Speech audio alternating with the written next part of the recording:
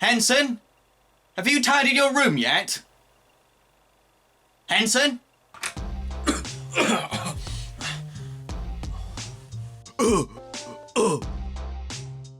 Whoa, man. This is some good shit. Henson, your room is a tip. There's a trash bag just left here. Why don't you take it out? Have you just been sat in bed getting stoned all day? It's not my fault, man. The Bong made me do it. I think it's evil, man. What? Your bong is not evil. Yes, it is. No, it's not. There's no such thing as an evil bong. Ow! Ow! Ow! Ow! Evil bong. Evil Bong sent us on a group of college roommates, one of which ends up purchasing a strange large bong from a magazine. However, spooky things start happening after these stoners begin taking puffs from their new weird bong. It turns out that the bong is an evil supernatural force bent on gaining power. Now, you'd think that a movie about a talking evil bong would be fun, wouldn't you?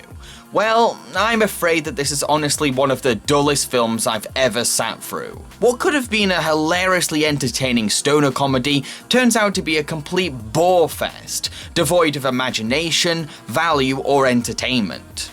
I know that Full Moon Pictures, the company behind the film, are renowned for their cheapness, but Evil Bong takes the cake. Most of the movie is shot in this cramped, messy college dorm, and we never see what's outside. It doesn't help that this set looks really fake and low budget, making the movie feel more like a 90-minute sitcom rather than a feature-length film. Which I wouldn't mind as much if these characters were funny and likeable, but they're not. They're either boring stereotypes, like the nerd who talks like a thesaurus and the stoner who doesn't do anything except smoke weed, or passive-aggressive assholes with no redeemable qualities.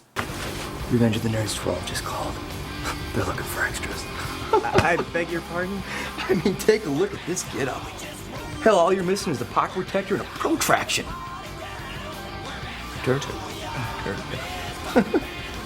Well, I have to keep up the appearances for the ladies. Good luck with that, buddy. I hated spending time with these characters. I didn't care if any of them were in danger. Also, these college students look like they're 30 to 40 years old, making their college antics seem both creepy and unrealistic. Yes, it's common for films to cast mature adults as college students, but these actors look like they have their own kids studying for degrees. It's so monotonous watching these one-dimensional awful characters just sit around, smoke pot, and talk about getting laid. Hey, every high is amazing. It's just like there's no such thing as a bad BJ. Bullshit. Example, bro. That redhead, Carla Brewster. Chick had a set of teeth on her. Like a school piranha gnashing on a baby goat. The lack of varied location adds to the tedium too. I mean, even Tommy Wiseau's The Room let characters leave the sodding room. Yes, this movie is making me praise The Room. You'd expect the evil Bong to save this movie, but nope, the Bong itself attacks victims by knocking them out with one-hit tokes, then drains their life to grow stronger. Her victims' souls are then transported into a sleazy nightclub full of strippers, with a cheesy, awful green border around the screen to indicate a trip. It's clear that the filmmakers were just saving money and effort by making up for the lack of production value of naked ladies. Once in the nightclub, the evil Bong orders the strippers to seduce her victims and then kill them with sharp, kinky bras. Yet, they're technically souls and don't exactly die in this world, so it's pretty pointless and obviously just an excuse for gore. So no, the evil Bong herself doesn't add much to the film, and her murder techniques are blandly repetitive. Oh, and what makes these death scenes even more half-arsed is the fact that they feature recycled puppets from other Full Moon movies. Again, they're putting fan service before creativity. I'm not going to forgive the lack of imagination if you throw boobs and a ginger dead man cameo in your film, Full Moon. What I find infuriating is that the film missed opportunities to be imaginative with the evil Bong concept. Her hook hoses could have stretched out to become murder weapons, or maybe she could have tricked the characters with varied weed-fueled hallucinations in the real world, leaving the stoners in uncertainty about their own realities, resulting in some clever psychological tension. Instead, the filmmakers rely on cheap, sleazy alternatives, showing how lazy they were being behind the scenes. You know what's extra cheeky? The DVD cover brags that the film stars stoner comedy legend Tommy Chong, but he doesn't appear in the film until an hour in. Luckily though, Tommy Chong is the best part of the film. He plays the Bong's previous owner, who has returned to destroy it and save stoner kind from its evil. Chong is brilliant in this film. Not only does he get the funniest lines, but he also shows that his comedic timing and delivery hasn't faded with age. Well, if it's dangerous, then why'd you put it up for sale? I didn't put it up for sale, man. My wife. She sold it, man. I had it in storage. She sold all my shit, man. Sold my Hot Wheels collection. Man, I miss those little cars. How do we stop it? If Tommy Chong was the star of the film, it would have been much more watchable, but sadly, he's underused because the filmmakers decided to be stingy with their budget. Don't get me wrong, I'm currently in the process of planning my own feature-length film, and I will admit that budget control is very, very, very hard. But with a sense of imagination and a little compromise, it is possible to make a low-budget film that's enriching and satisfying.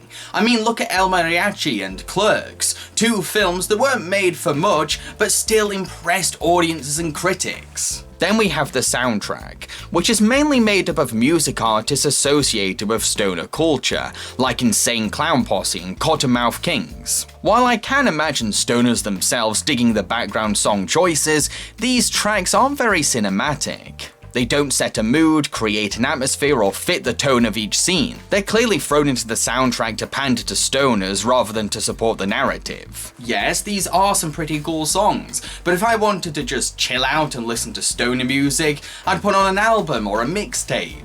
Music for a film needs to enhance the movie experience. Anyway, what about the puppetry for this movie? Well, the Bong is decently crafted. Clearly it's where most of the money went. However, the Bong isn't very flexible or animated. Of course, she's not completely lifeless. She can move her eyes around, and sometimes she'll open her mouth a little bit. Her mouth won't sync up with what she's saying, but it'll move. For the most part though, she's not very threatening because she just sits there with the same gormless, stupid face. I guess this lack of movement can make the evil Bong look a little otherworldly, but you can tell that the Bong is only being under-animated because the filmmakers wanted to save money. I will give the film this though, the voice actress for the Bong gives her character some seductive energy and sassy flair, sounding a bit like Audrey 2 from Little Shop of Horrors. What is it you want? Isn't it obvious, Alistair? Use that egghead of yours. The more you toke from me, the more powerful I become. Soon I will control the world, a great, big, beautiful stoned world with pot smoke clouds and oceans of bong water. And is there really anything so wrong with that?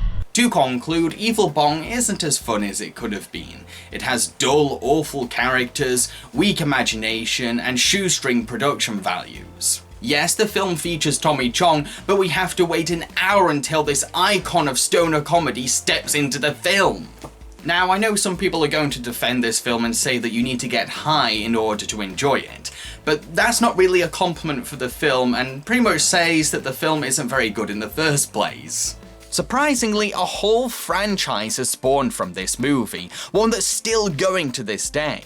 So I guess that the film certainly has its audience. I'm just not a fan myself. I've been Jamboree, and I hope that you enjoyed this review. If you did, then please consider supporting me on my Patreon. With enough patrons, I will be able to start making episodes of Puppet Panic every single week, which sounds really exciting, doesn't it? So, what am I going to be reviewing for the next episode of Puppet Panic? Well, did you know that there's a film that's been called The British Team America? Yeah, it's called Jack Boots on Whitehall, and I'll be doing it next time. Cheerio, folks.